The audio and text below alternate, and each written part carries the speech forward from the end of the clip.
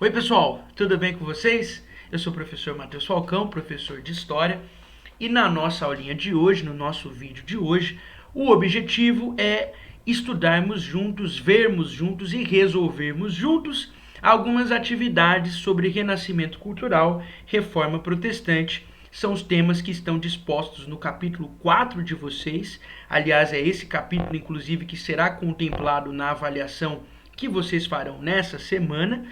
E nessa lista de atividades que nós vamos analisar juntos, essas atividades são, em sua maioria, as mesmas que vocês responderam na semana passada no CPB Prova. Aquelas atividades avaliativas que valiam um ponto, eu as coloquei aqui para que a gente analisasse juntos. É até bom que vocês já sabem, portanto, também o gabarito. E que essa análise já serve também como uma forma de correção, de revisão para a nossa provinha que está chegando.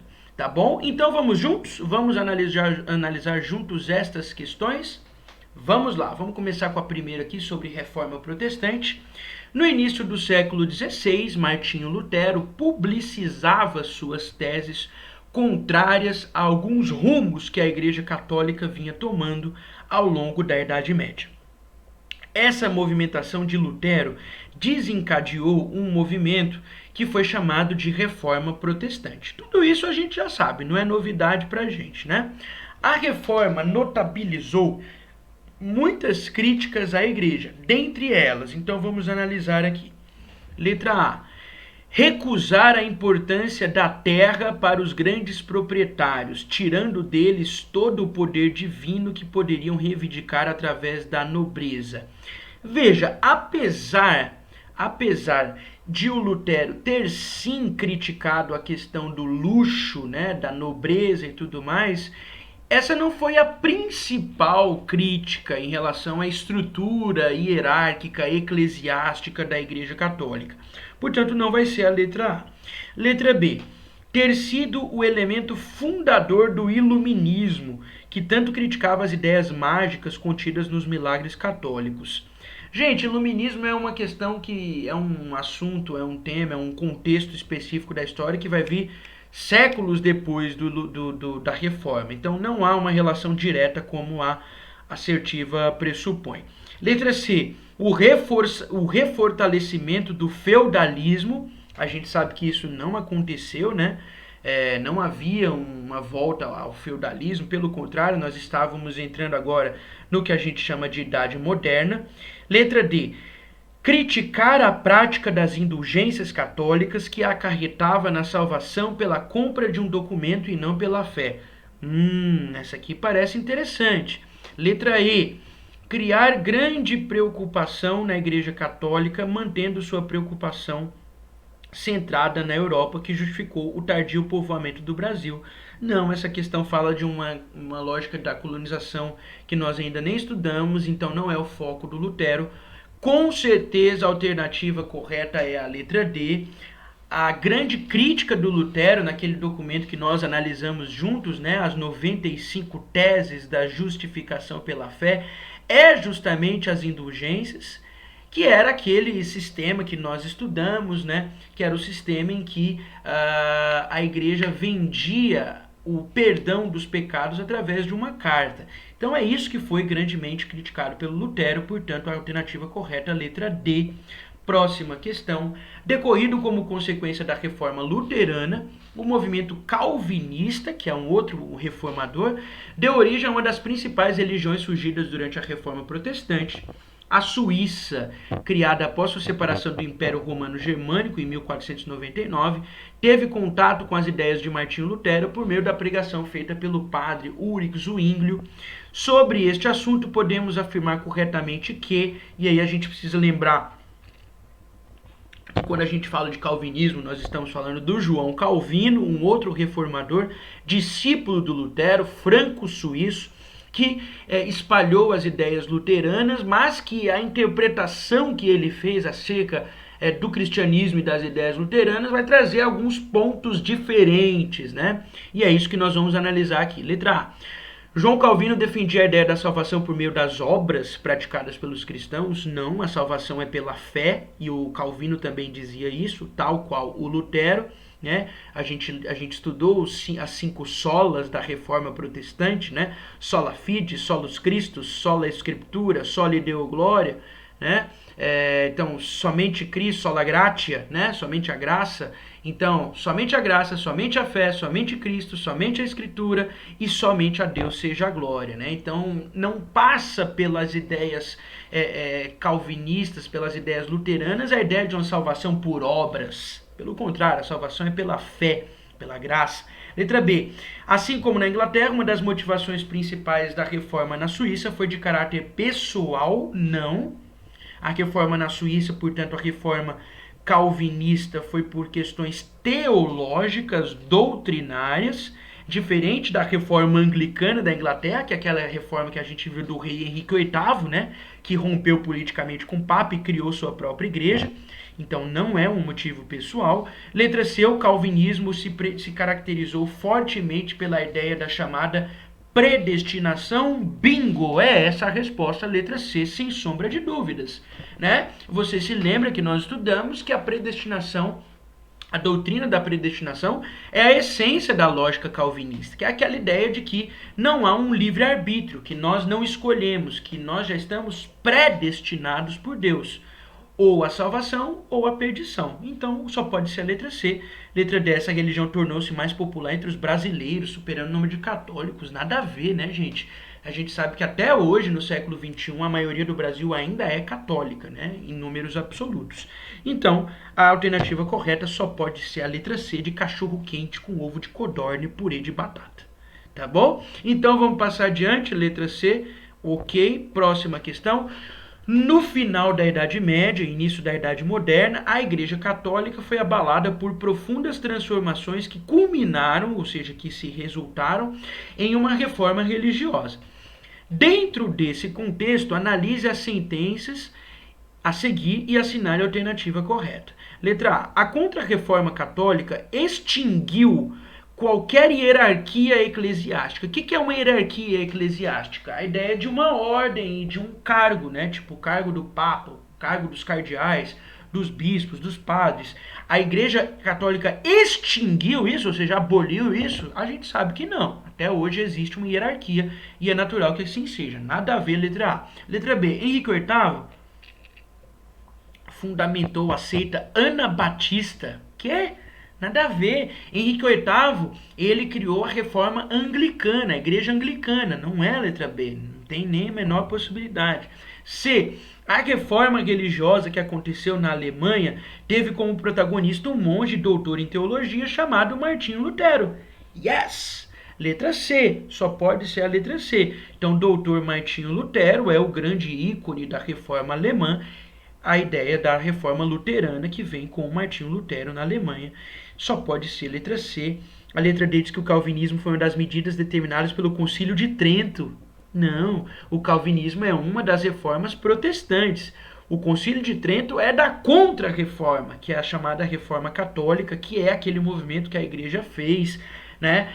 Num cenário que a igreja estava perdendo os fiéis, né? A igreja perdendo os fiéis e tentou resgatar esses fiéis e aí criou a chamada Contra-Reforma. Não tem nada a ver com o calvinismo, pelo contrário, a Contra-Reforma justamente era contra o calvinismo, né? E contra o luteranismo, contra a reforma protestante. Então só pode ser a letra C, fácil, tranquilo, sem nenhum problema, bem de boa essa questão também. Essa aqui talvez seja a mais fácil dos exercícios, uma das mais fáceis pelo menos. Qual destas práticas e doutrinas católicas não foi criticada por Lutero? O que o Lutero não criticou? Justificação por obras?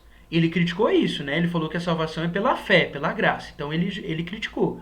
B. A venda de indulgências como meio da salvação? Ele criticou também. É o motivo da maior crítica. O luxo e ostentação dos líderes? Criticou. Ele falou que era injusto essa concentração de renda, de poder, de luxo, de ostentação por meio dos líderes do clero, né? Do alto clero. Então só pode ser a letra D. Óbvio que ele não criticou a crença em Jesus Cristo como Salvador. Jamais ele criticou isso, né? Então só pode ser a letra B, questão super fácil. Vamos passar adiante, aqui a gente já está falando de renascimento, então. Leia e analise leia o trecho e analisa a figura abaixo. Aí o trecho aqui fala sobre A Última Ceia, que é uma obra-prima de Leonardo da Vinci, retrata uma época, um movimento artístico, um avanço histórico em termos de perspectiva, que é aquela técnica da perspectiva que eu expliquei no vídeo, né, que nos permite analisar tanto os corpos quanto o espaço por uma perspectiva mais verossímil, ou seja, mais próxima à realidade, né? O olhar dramático, técnica e ciência, ou seja, ele está descrevendo aqui, então, a gente já analisou esse quadro, né, do Da Vinci, eu mostrei para vocês nos vídeos anteriores, lá sobre Renascimento ainda.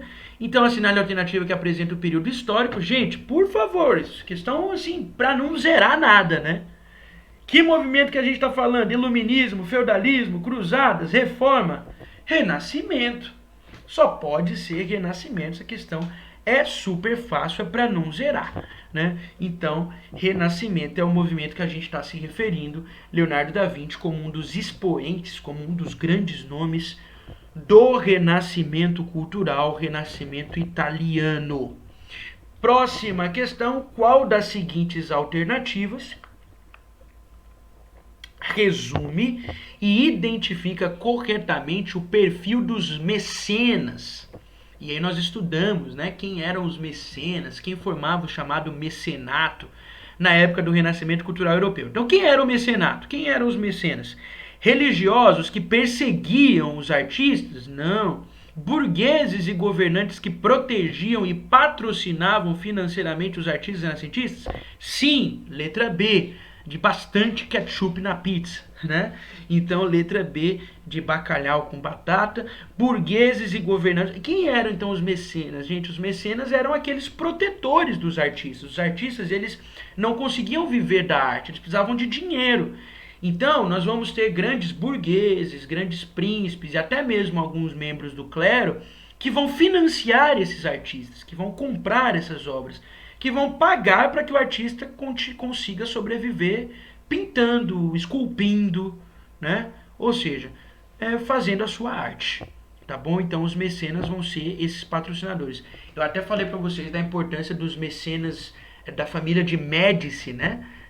Da região ali de Florença, na Itália, os Médici, que era uma família rica, bastante rica, burguesa, e nobre também, dentro da Itália, que patrocinava, que financiava esses artistas, né? Pintores que ajudavam financeiramente os burgueses, não, era o oposto, eram os burgueses que ajudavam os pintores, né? Governantes que atuavam como artistas, não, os governantes não eram artistas, eles apoiavam e pagavam os artistas. Portanto, só pode ser a letra B, questão fácil também, se você se lembrar do que eram os mecenas, tá fácil de responder essa questão. Tranquilo, né? Para a gente fechar, última questão da nossa listinha. No decorrer do século XIV, a sociedade medieval estava em crise e a Europa atravessava um período de grandes transformações culturais, econômicas e políticas. Nesse contexto, teve origem nas cidades italianas um movimento que ficou conhecido como Renascimento. Ok, nada de novo até aqui, a gente já sabe de tudo isso, né? Dele participavam artistas e pensadores que, buscando a inspiração nos valores da antiguidade clássica, e a gente cita, né, Grécia e Roma, cultura greco-romana, passaram a exaltar as capacidades humanas e a valorizar a liberdade individual.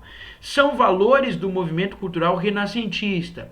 A gente falou bastante sobre isso, eu até mostrei para vocês uma tabelinha, né, do pensamento feudal e o pensamento renascentista, né? Se você quiser rever esses vídeos, basta você acessar aqui agora o meu canal, que vai ter os vídeos lá de Renascimento, né? Parte 1, parte 2, parte 3, tem 3 partes de Renascimento para você relembrar, né?